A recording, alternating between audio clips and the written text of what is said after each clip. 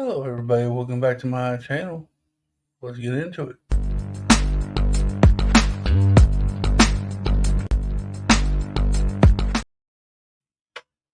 Good top of the morning to you here in the United States. By the time this video comes out, it's like 2 a.m. over here. So if it's the middle of the day, whatever it is, good day. Good day to you. That's what I should say. Good day. Well, welcome back to another podcast of Beyond Click and Cliff. And this is maybe a short story or a long story. We don't know when. We don't know what. But this is a podcast I talk other than Lego. So these are kind of my experiences, stories that I grew up with, or experiences that I've had outside of Lego and all that good stuff. So we will get into it right now, of course.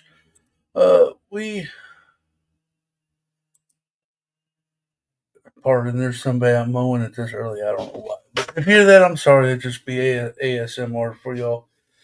But anyway, today's topic is Mother's Day and Parade. Well, everybody that knows me, that I was a firefighter for 20 years. I think I started when I graduated high school in 98, still unsure what I was wanting to do. In 2000, I became a full time firefighter. I was a volunteer since I graduated high school, but then I took it on professionally in the year 2000, and that was my career. Um, but I want to tell you about basically my first year as a professional firefighter. Um, there's kind of two stories wrapped in one here, but the title says Mother's Day and Parade. Throughout my whole life, my mama always tried to embarrass me, one way, shape, or form. And it was fun. It wasn't like picking on me. She just did it because she knew it drove me crazy and all that stuff. My first Mother's Day parade, I was tense already because I'm not really a public person. Might seem strange here. I'm just talking to a computer and y'all listen. I never really had to be in. I mean, I overcame some of it when I became an instructor. I had 20, 30 people in the classroom to teach the fire science and stuff like that. That helped me get over it. But when I first started the fire service, I didn't like crowds that much. So I was kind of tense anyway. And this is going to be my first parade as a professional firefighter. We're washing the trucks, getting in our uniforms. You know, when, when we're on duty, we're what we call BTUs. Some military people knew it, but they're basically pants with pockets everywhere and stuff like that. And we had to wear a department T-shirt. That was our station uniform where we're working on trucks or washing trucks at the station. Then we had our uh, pub ed stuff where we wore black slacks and a polo T-shirt that had our department's name on it. And then we had a Class A uniforms where we dressed up the whole giddy. The uniform, blue uniform shirt, blue navy blue pants, black shiny shoes, the the coat and the hat. The little looks like a police hat, but anyway, I have one somewhere. But we had to wear that to the parades, funerals, and stuff like that. But so it was parade time, so we got in our Class A uniforms. I hated them. They were hot. They were comfortable to wear. I felt like you couldn't move. Um, so anyway, we decided to put in our all of our trucks that we chose to put in. We had this old brush truck that we had. We wanted to But it was one of the first ones the department's made. It was we were about to put it out of service, so we thought we'll throw it in a parade one more time. And so we got it washed up and everything. Okay, now we're at the parade, going down the parade strip. It was pretty long for our little town. Well, it wasn't little. It was a mid-sized town, but it was a pretty big parade. It covered a long stretch of road. Um, and we started going, and the truck breaks down in the middle of the parade. And I wasn't in the truck. I was in our rescue truck ahead of us, right in front of it. We were paying attention to little kids, shooting out in front of us, watching all sides, paying attention to what's in front of us, not necessarily what's happening behind us. Then my assistant chief gets on her, thanks for the help, guys. I'm like, what now? I was driving. So I looked in my rearview mirror and they were broke down. You see them out there pushing the truck to the side to get out of the parade. I'm like, I didn't know.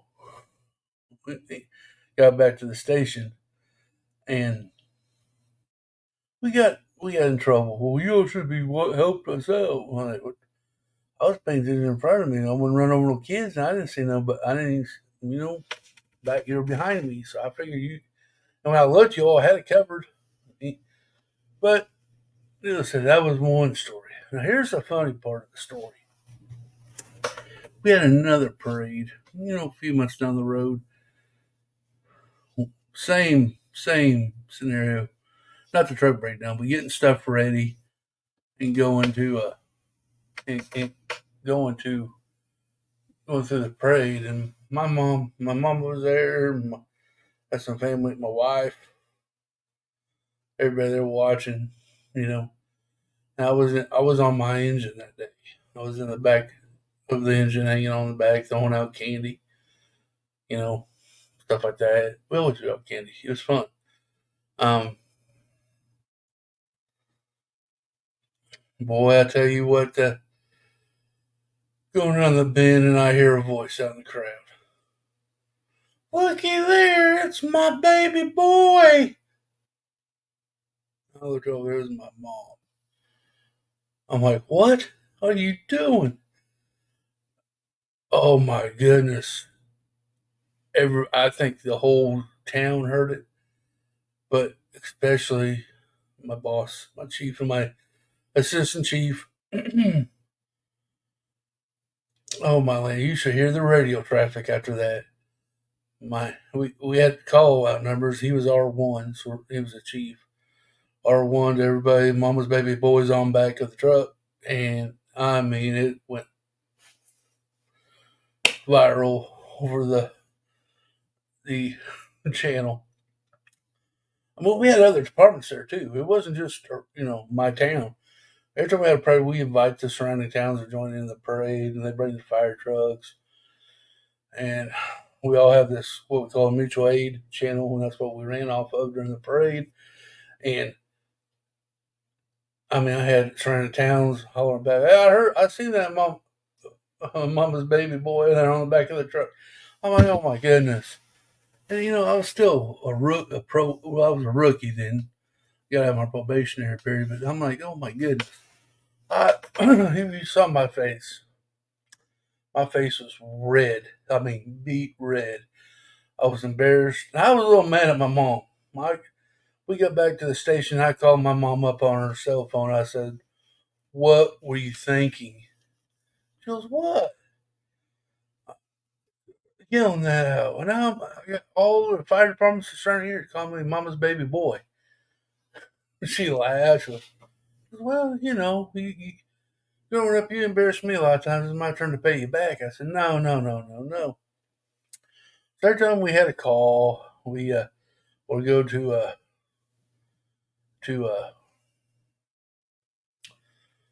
any kind of parade or mutual aid call. The other morning, "Hey, there's the Mama's baby boy." I'm like, "Oh my gosh!" I mean, he'll follow me throughout my whole career. And I don't know if y'all know this. If you do, you know. in the fire service, we're all a big family. It's a brotherhood. It doesn't matter what department you're on, what state you're in. If you're a firefighter, volunteer firefighter, it's a brotherhood. We're all family. We all kid each other, and it doesn't matter. But so in the fire service, we have this stuff called nicknames. I had two. I like the second one better, but the first couple years, they called me Baby Boy. Mama's Baby Boy, but then that wear off, and um, I ended up getting Dano. Is was my I used to get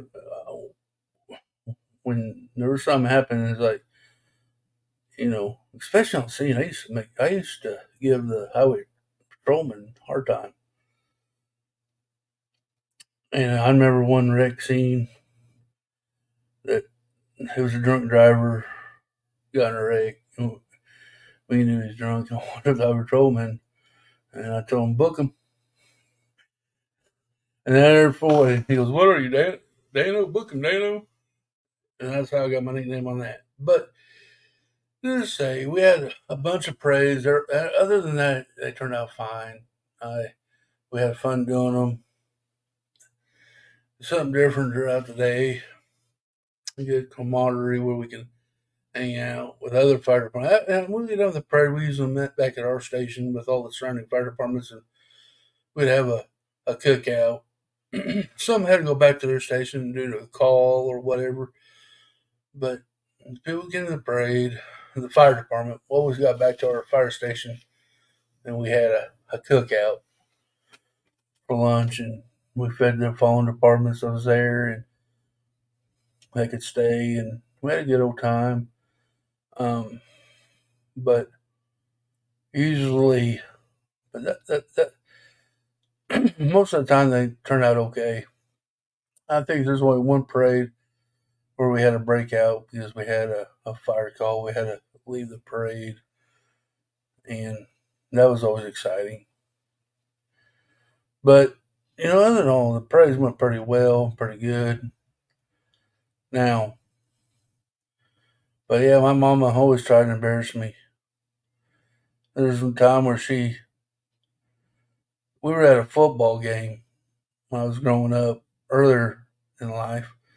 We are at a high school football game, and I was playing football, and my mom would always, I mean, you could hear her a mile away, and we were in the middle of the game. I messed up or something. You could hear my mom up there, you know better than that. No, I mean, I'm like, oh my God, mom, put a sock in it. My mom passed away, and I love her. I don't hold no beef to her. I love her, and I miss her. So, but she tried to embarrass me. She's kind of the woman that would drop me off at school with hair curlers in her hair and in her nightgown and screaming, "I love you!" just to get me, just to get me, embarrass me, to have a little poke at me. She did it all in fun, of course, but you know, it was all good. Um, but I think I paid her back. The time I told you the difference, being embarrassing my parents and all that stuff all the time. I always did stupid stuff to embarrass them, so this probably was a payback. Um, but we had fun doing it. No, no big deal there. It was always fun. Um, but yeah, we we mom embarrassed me in a parade, and you know they didn't let me live it down. And when I left, they were still telling all the rookies coming. Every time we had a parade, well, you ought to see what happened to him, and we had to tell the story all over again. And when I became an officer, when I became an instructor and officer, I did tie that story into my lessons or whatever, because I always felt family is the most important thing. Like I just got done telling you, as a firefighter, it's a brotherhood, we're family. And I always said, that was one thing I always instructed is that we're family. And then towards the end, I was the training officer. Of course, we had my instructor from MU, so that made me, and we had what we call recruit program, and we called them explorers. It's kind of like an explorer program where you're not of age to be a firefighter, but you could start learning if that's a trade you want to be. And usually we took 16-year-olds till 18, and we'll train them.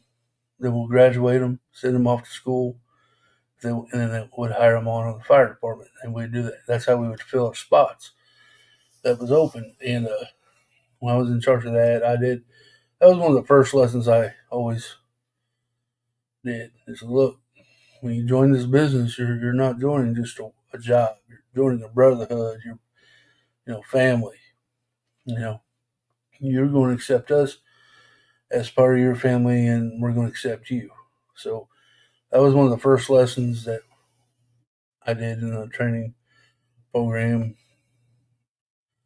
But and everyone that I trained and got on the fire department succeeded, and they got they moved up the ranks, and I think one now is an officer. So that's a good thing. I'm kind of proud of that moment. But yeah, that's that's a story. That was an experience that I enjoyed, and I wanted to share with you all today. Um, I don't, I don't think I would have changed any of it in that regard. As far as my mom embarrassing me, that just made our relationship stronger and funner. It was fun. It wasn't bad at all. Uh, now I tried to do that to my daughter. She hates it. She literally hates it. And I hope in time she realizes that I'm just messing with her and that I love her and all that good stuff. So no harm, no foul kind of thing. Guys, I think that's going to be it of today's podcast. I hope you enjoyed it. Enjoyed the experience that I'm sharing with you in my life. Um, hope this is kind